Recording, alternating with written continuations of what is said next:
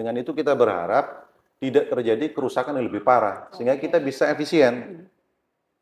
Lebih efisien, lebih efektif, jalan usianya menjadi lebih panjang lagi. Jadi kalau ada jalan yang rusak langsung Mbak, dibenerin ya Pak ya, satu dua hari kita segera itu. perbaiki. Dengan metodologi yang kita punya, kita bisa istilahnya walaupun cuacanya ekstrim masih bisa kita laksanakan. Itu ada metode-metode tertentunya dan itu sangat teknis mungkin kalau saya jelaskan. Misalnya 2026 anggaran sudah diputuskan. Ya. Kami sudah menyiapkan perencanaan di T-1 sebesar 30%. 30% ya Pak ya? Iya, dikerjakan di tahun ini Mbak.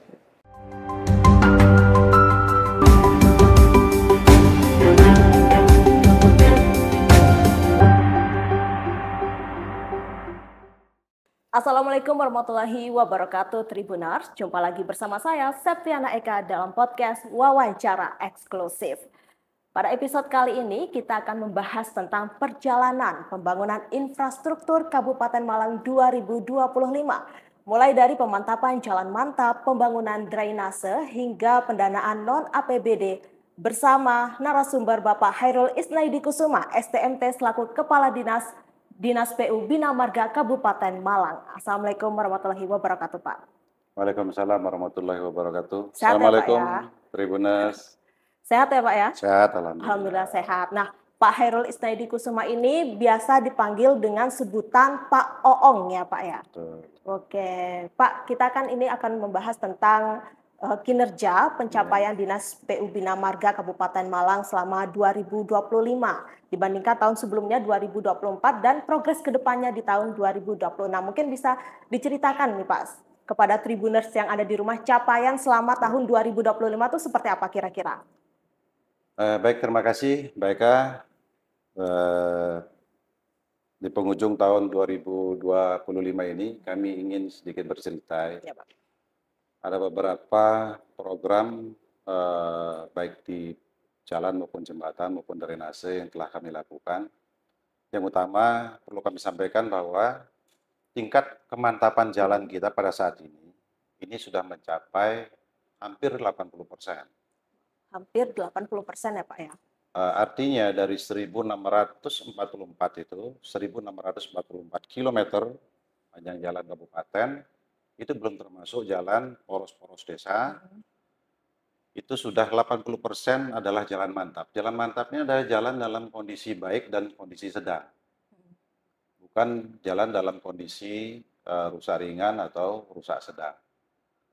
Nah, alhamdulillah di tahun 2025 ini ada sekitar 34 jembatan yang sudah kita bangun, yaitu pergantian jembatan, termasuk juga deker-deker yang kemarin mungkin terkena dampak akibat bencana alam segala macam, ataupun fungsinya memang sudah secara teknis tidak dapat menjamin keselamatan atau kenyamanan dari pengguna jalan. Itu sudah kita ganti semua, sebanyak 34 jembatan. Ada lagi sekitar 9 jembatan lagi yang sudah kita lakukan rehabilitasi jembatan. Jadi total yang sudah kita lakukan penanganan jembatan adalah sekitar 43 jembatan dan deker. Termasuk juga di tahun 2025 ini kita sudah menangani sepanjang sekitar 90 km untuk rekonstruksi jalan. Rekonstruksi jalan ini adalah jalan yang kondisinya sudah rusak berat, sudah parah. Nah, ini ada sekitar 90 km khusus pada tahun ini saja. Belum termasuk akumulasi pada tahun-tahun sebelumnya. Selanjutnya kita juga sudah melakukan beberapa pekerjaan, yaitu di bidang rehabilitasi jalan. Rehabilitasi jalan ini berbeda dengan rekonstruksi. Kira-kira perbedaannya apa Pak? Kalau rekonstruksi tadi itu jalan yang sudah mengalami deformasi, artinya kerusakan berat. Tapi kalau rehabilitasi ini jalan yang mengalami kerusakan ringan maupun kerusakan sedang. Jadi masih bisa kita selamatkan struktur bangunan utama dari jalan itu. Itu sudah kita lakukan sepanjang kurang lebih 100 km. Lanjut lagi terkait dengan PJU, kami sudah menambah PJU di beberapa titik di sekitar hampir 33 kecamatan di wilayah Kabupaten Malang, itu jumlahnya sekitar 613 titik PJU. Untuk drainase, nah drainase ini memang kami masih fokus drainase kepada titik-titik yang rawan terjadi banjir atau genangan. Nah, ini kita sudah menangani sekitar 1.257 meter, khusus tahun ini, belum termasuk tahun-tahun sebelumnya. Begitu juga dengan dinding penahan tanah ini adalah, kalau bahasa masyarakat mungkin ya Mbak ya, apa namanya, pelengsengan mungkin begitulah, pelengsengan jalan itu, termasuk yang di Raja Kusi dan di beberapa tempat yang lain itu sudah kita tangani kurang lebih sekitar 5.000 meter dinding penahan tanah. Dan ada satu lagi Mbak, yang terpenting, bahwa jalan ini setiap tahun itu kan mengalami penurunan kinerja itu hampir 10%. Itu standar teknis. Baik itu jalan nasional, jalan provinsi pun ada penurunan kinerja sebesar 10%. Itu belum terkena genangan. Kalau misalkan ada genangan tuh gimana? Oh, beda lagi kalau misalnya ada genangan ya, misalnya dengan cuaca ekstrim seperti saat ini tingkat penurunan kinerja jalan itu bisa sampai dengan 15%. Nah, ini yang kita pertahankan sekarang. Jadi bagaimana Pak Presiden meminta kita untuk bekerja secara efektif, efisien, tapi tetap responsif kepada masyarakat, ini sudah kita laksanakan. Pada tahun-tahun sebelumnya pun sudah kita laksanakan. Artinya begini, 225 km panjang jalan yang sudah kita lakukan pemeliharaan rutin. Pemeliharaan rutin ini misalnya ada jalan berlubang. Ini kan harus responsifnya cepat. Harus segera ditambal. Karena kalau tidak segera ditambal, maka akan terjadi proses deformasi jalan itu lebih cepat lagi proses kerusakannya. Sehingga kalau kita tempel segera, kita tambal dengan namanya salop atau sapu lubang, istilahnya kalau masyarakat itu kan salop, sapu lubang, atau dengan patching atau CAP. Ini banyak yang bisa kita gunakan baik dengan aspal panas maupun dengan aspal dingin. Sudah 225. Dengan itu kita berharap tidak terjadi kerusakan yang lebih parah, sehingga kita bisa efisien. Lebih efisien, lebih efektif, jalan usianya menjadi lebih panjang lagi. Jadi kalau ada jalan yang rusak langsung Mbak, diperbaiki. 1-2 hari kita segera perbaiki. Begitu ada aduan masyarakat, kita perbaiki. Aduan masyarakat langsung diperbaiki. Betul, Oke Pak, nah kalau misalkan dalam pembangunan infrastruktur jalan ya Pak ya di Kabupaten Malang ini tahun 2025, kira-kira ada tantangan tersendiri nggak Pak? Kalau tahun 2025 dengan kondisi cuaca seperti saat ini memang ya tantangannya tentu sama sebenarnya dengan tahun-tahun sebelumnya, karena cuaca kita beberapa tahun terakhir ini kan memang cukup ekstrim ya. Tapi kan kita sudah berpikir bagaimana cara metode kerja yang harus kita gunakan sehingga dengan cuaca ekstrim pun kita masih bisa bekerja secara maksimal. Artinya bahwa keilmuan yang kita miliki, keilmuan yang konsultan miliki, keilmuan yang juga dari pakar-pakar lain yang kita miliki, ini kita kolaborasikan, Mbak. Termasuk dari pelaksananya. Metode kerja inilah yang harus kita terapkan secara betul-betul teknis dan maksimal. Dan kalau di kami, ini sudah berlangsung seperti tahun-tahun sebelumnya juga, di tahun 2025 ini kami bekerja itu berdasarkan per triwulanan. Per triwulan. Per triwulan. Jadi misalnya begini, tahun 2026 ini kan pekerjaan itu harus berlangsung mulai Januari sampai Desember kan? Iya Pak. Jadi kita jangan sampai kita bekerja mulai tengah tahun sampai dengan akhir tahun. Ini kita hindari. Karena cuaca hujan mulai saat ini sampai dengan katakanlah bulan-bulan apa ya? April ya kalau nggak salah ya. April kan cuaca masih. Nah, ada beberapa metode atau strategi yang kita gunakan. Di samping bekerja per triwulan, juga jenis-jenis pekerjaan atau kegiatan yang harus kita laksanakan pada saat musim hujan. Misalnya, pada saat musim hujan di awal tahun, jangan bangun jembatannya dulu. Karena beresiko. Pada saat kita bangun abutmennya, ya, fondasi bangunan, segala macam yang berada di bawah permukaan, itu kan ketinggian muka air lagi tinggi-tingginya lagi kan itu. tinggi-tingginya. Tapi kita mungkin bisa mengerjakan misalnya hot mix itu di awal tahun, pengecoran jalan di awal tahun. Karena dengan metodologi yang kita punya, kita bisa istilahnya walaupun cuacanya ekstrim masih bisa kita laksanakan. Itu ada metode-metode tertentunya dan itu sangat teknis mungkin kalau saya jelaskan. Tapi kalau kita bekerja untuk dinding penahan tanah, untuk jembatan, itu kita mulai memperhitungkan cuaca, Mbak. Jadi kita harus menanyakan ke BMKG dulu, kapan mulai curah hujan tinggi, atau musim penghujan itu di bulan apa terjadi. Terus real time per minggu, real time per hari, bahkan real time per jam kita harus tahu. Nah, di satu titik di ujung sono, di mana itu, Ampel Gading misalnya ya, kita harus tahu di situ. Pada tanggal sekian kami akan gelar cor. Oh, ternyata begitu dari BMKG tanggal ini akan terjadi hujan. Kan BMKG sudah bisa memperkirakan ya, memprediksi. Nah, kita harus menunda pada hari berikutnya. Oh, pada hari berikutnya cuacanya mendukung. Baru kita gelar apa?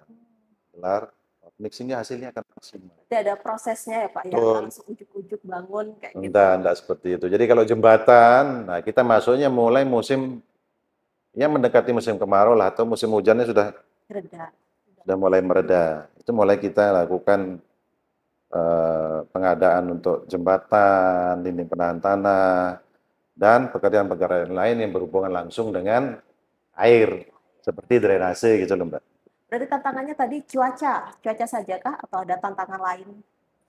Saya rasa kalau tantangan lain selain cuaca masih bisa kita kelola dengan kita manage dengan baik ya. Kalau cuaca ini kan alam, kita tidak bisa menentang alam toh Mbak. Tapi yang bisa kita lakukan adalah bagaimana malah kita bisa menyatu dengan alam itu.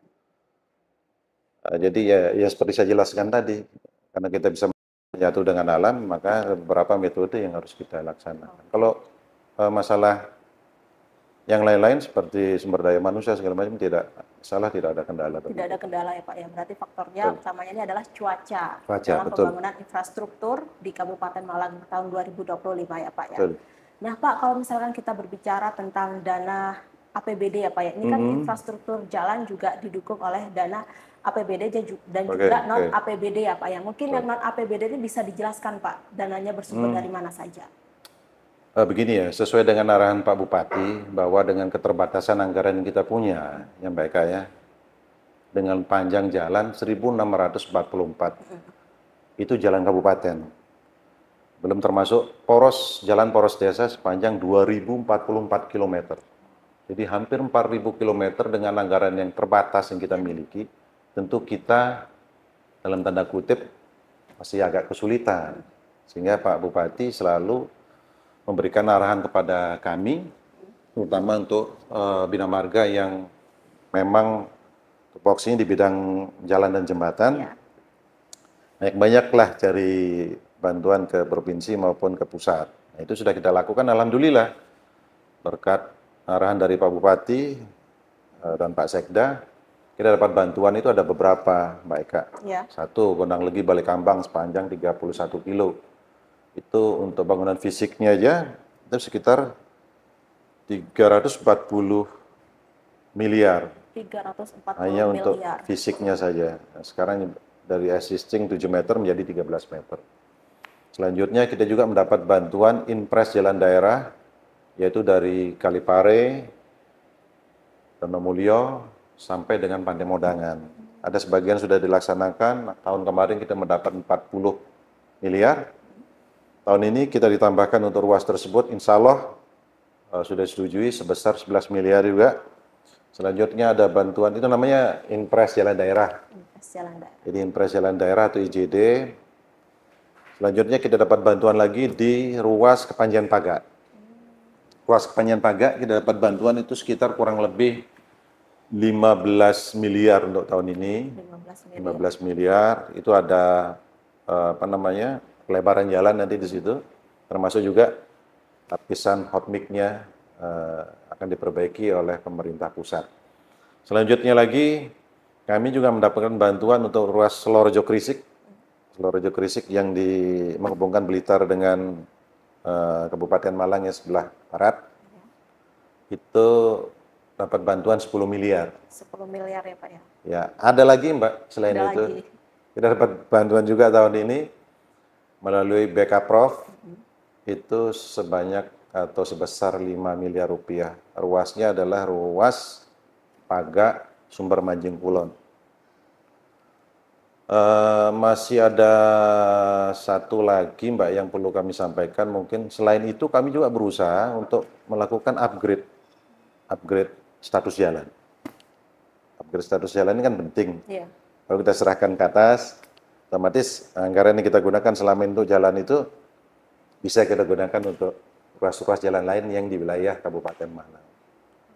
Kira-kira itu, Mbak. Berarti banyak sekali ya Pak ya bantuan-bantuan dana non APBD yang diberikan untuk membangun jalan infrastruktur jalan di Kabupaten Malang ini. Nah, kira-kira kalau misalkan ini kan kita menghitung hari ya Pak ya, mungkin bulan depan sudah Desember gitu Pak. Nah, bulan depannya lagi itu sudah memasuki tahun 2026. Ya, nah bagaimana kira-kira progres dari Dinas PU Bina Marga ke depan di tahun 2026? Jadi ini yang sudah kita terapkan selama ini. Tadi di depan sudah saya sampaikan ya Mbak Eka ya, bahwa kita bekerja itu berdasarkan konsep bekerja sebelum tahun berjalan. Misalnya 2026 anggaran sudah diputuskan. Ya. Kami sudah menyiapkan perencanaan di T-1 sebesar 30%. 30% ya Pak ya? Iya, dikerjakan di tahun ini Mbak. Jadi perencanaan sudah siap dan bisa kita eksekusi pekerjaannya pada permulaan tahun atau bulan Januari nanti sampai dengan bulan Maret atau April, itu bulan 1. Itu 30% sudah kita buat perencanaannya. Yang kedua kita lakukan lelang dini. Lelang dini itu adalah lelang juga di tahun sebelumnya. Ya, di tahun sebelumnya. Sehingga pada akhir tahun seperti saat ini sudah terjadi pada tahun 2024 soalnya kan strategi semacam ini. Sehingga pada tahun ini serapan anggaran kita itu sudah mencapai kurang lebih 80%. 80%. Dan progres fisik kita sudah sebagian besar yaitu hampir 95% sudah terselesaikan. Hanya mensisakan beberapa pekerjaan saja yang seperti ada beberapa jembatan yang belum selesai, tapi pekerjaan mayornya sudah selesai semua, tinggal pemasangan plat, railing, segala macam. Dan kami optimis bahkan tidak sampai dengan akhir tahun, mungkin di pertengahan bulan Desember semua pekerjaan sudah berjalan 100% semua. Oke. Untuk meningkatkan peningkatan kualitas jalan nih Pak, kira-kira ada perubahan ruas jalan nggak Pak? Perubahan status maksudnya ya? Iya. Jadi perubahan status yang sudah saya sampaikan tadi ya, itu kan untuk menolong kita juga dalam tanda kutip nih, karena ada yang kita upgrade begitu kan. Artinya kita serahkan ke provinsi, kita serahkan juga ke ke nasional.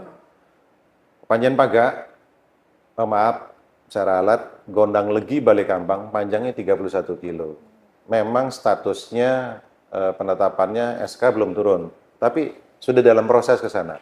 Artinya sudah ditetapkan dalam rencana umum jaringan jalan nasional. Artinya sudah masuk ke dalam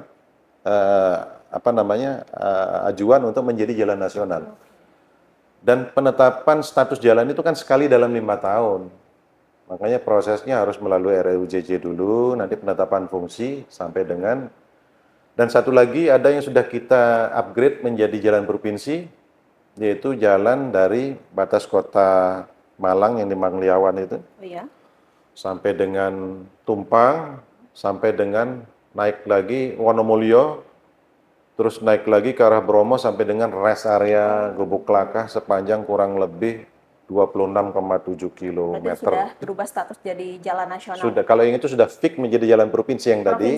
Kalau yang ke Panjen, yang Gondang Legi Balekambang, proses menjadi jalan nasional, tapi sudah ditetapkan dalam SK Menteri menjadi jalan nasional.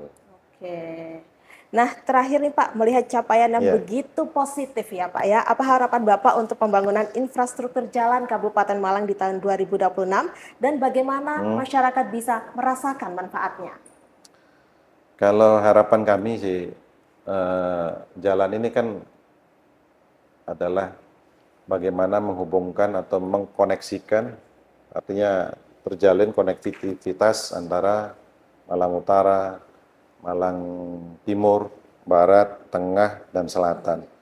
Termasuk juga konektivitas antar wilayah, yaitu antar kota yang berdekatan dengan kita atau kabupaten yang bersebelahan dengan kita juga. Dengan ini kan, dengan terciptanya konektivitas tersebut, antar kawasan tersebut, kami kan berharap bahwa roda penggerak ekonomi yang utama ini kan infrastruktur ya Mbak ya. Iya. Tapi kita harap dengan konektivitas ini terbentuk, maka roda ekonomi baik di bidang ketahanan pangan, di bidang pertanian, di bidang peternakan, di bidang kesehatan, pendidikan maupun pariwisata ini dapat benar-benar bergerak dengan lebih cepat lagi. Nah, dengan adanya ini kami juga berharap kan nanti kan masyarakat meningkat taraf hidupnya. Kira-kira harapan kami seperti itulah. Berarti dapat meningkatkan taraf hidup masyarakat Kabupaten Malang ya Pak, yang menjadi lebih baik daripada sebelumnya. Betul. Oke, baik, terima kasih Pak Oog atas waktu dan kesempatannya telah hadir dalam podcast wawancara eksklusif bersama Tribun Jatim Network Malang ya Pak ya. Mohon maaf apabila ada salah kata dan perbuatan dari saya. Sama-sama, terima kasih banyak Mbak Eka. Oke, baik Tribuners, sampai di sini dulu perjumpaan saya kali ini. Saya Septiana Eka dan Bapak Hairul Isniadi Kusuma, Kepala Dinas PU Bina Marga Kabupaten Malang. Pamit undur diri dan sampai jumpa. Kembali lagi dalam podcast wawancara eksklusif selanjutnya. Assalamualaikum warahmatullahi wabarakatuh. Download Tribun X sekarang. Menghadirkan lokal menjadi Indonesia.